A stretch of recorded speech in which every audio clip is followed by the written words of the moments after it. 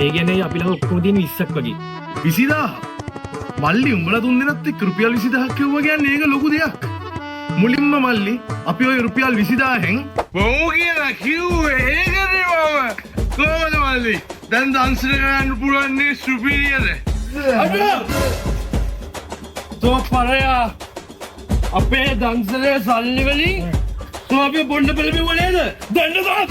මේ ඥානම ගාගන්නේ තෝ බය වුණාද බා? බය වෙන්න එපා. උඹලා අපි ආදරේ යකෝ. ඒකනේ ඔය වාත්තේ මම මෙච්චර ආදෙල්ලද්දි තමට ගන්නවම තමුසනේ නමුදු ඉනේ ඔයි අම්මර්සි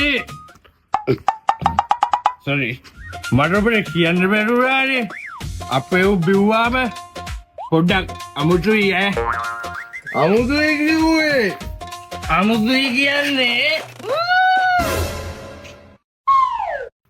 මාර කේසියන්නේ ඔය ඒක උට වැදගත්තේක බොන්නවත් බෑනේ යමුනා වැදම බෑ ළඟදී පන්සලේ භාවනා වැඩසටහනක් තිබුණා මේක හොරෙන් බීලා ඇවිල්ලා හාමුදුරුවෝ නිරුක් වෙච්චා නිරෝගී වෙච්චා සුවපත් වෙච්චා කිව්වා විතරයි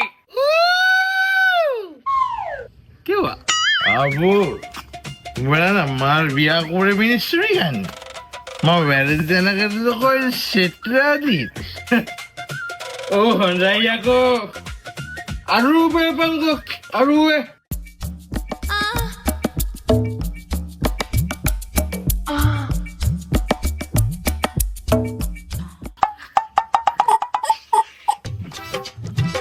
ඒ වේ මට මේ පේන එක හරිද හරියටම හරි වාර පේන එක හරි මෙයා හිතන් ඉන්නේ ඒ ඉන්නේ කෙල්ලෙක් කියලා හැබැයි ඒ ඉන්නේ බල්ලෙක්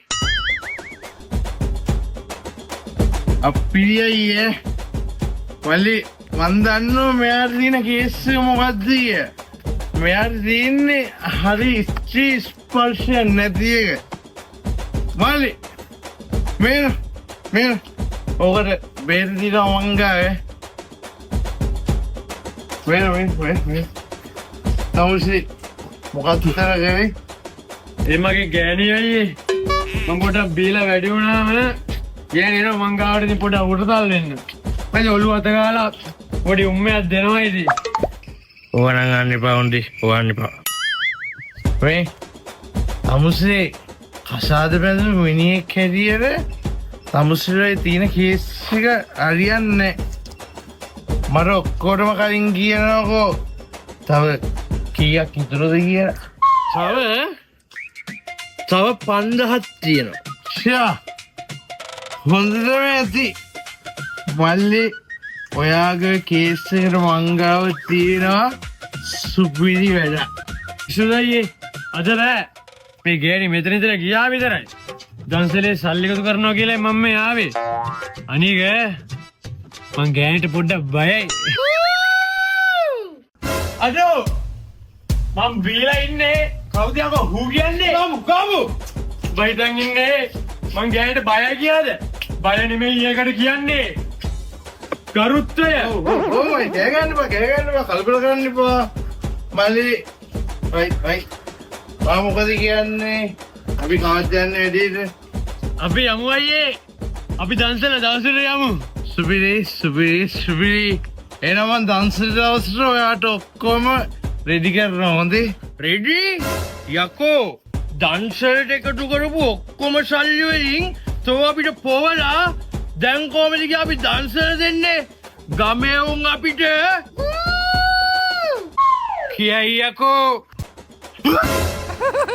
ඒ මොකෙද යකෝ මම බය වුණා හොඳටම. මම අයියෝ මේ අපි සමුස්ස ගැන තමයි දැන් කතා කරලා ඉදී. මං උඹට ඒ වෙලේ බොන්න හැටි ගහලා පැන්නුවේ.